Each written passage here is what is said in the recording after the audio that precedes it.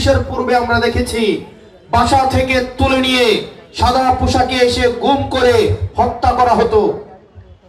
অত্যন্ত দুঃখজনক বিষয়, এই ২৪ সালের পরে এই বিএনপি সরকারের সময়ের সর্বপ্রথম এই ঘটনার পুনরাবৃত্তি হয়েছে এই মোংলায়।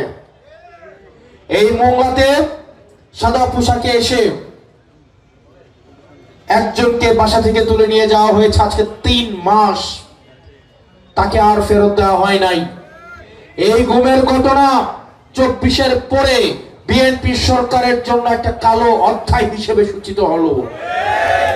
কারণ অন্তর্বর্তীকালীন সরকার বলেছিল গুম কমিশন করার জন্য, মানবাধিকার কমিশন করার জন্য।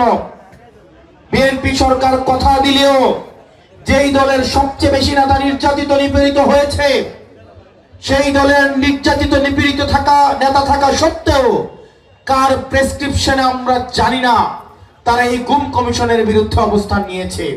এর বিষয় বিএনপি সরকার হাসিনা কাঠামোটাকে অত্যন্ত সযত্নে, খুবই আন্তরিকতার সাথে, মায়া মহব্বতের সাথে বিভিন্ন ফর্মুলায়, বিভিন্ন সূত্র দিয়ে, ঐতিহাসিক রেফারেন্স দিয়ে সালাউদ্দিন সাহেব হাসিনার এই সিস্টেমটাকে এখানে টিকিয়ে রেখেছেন।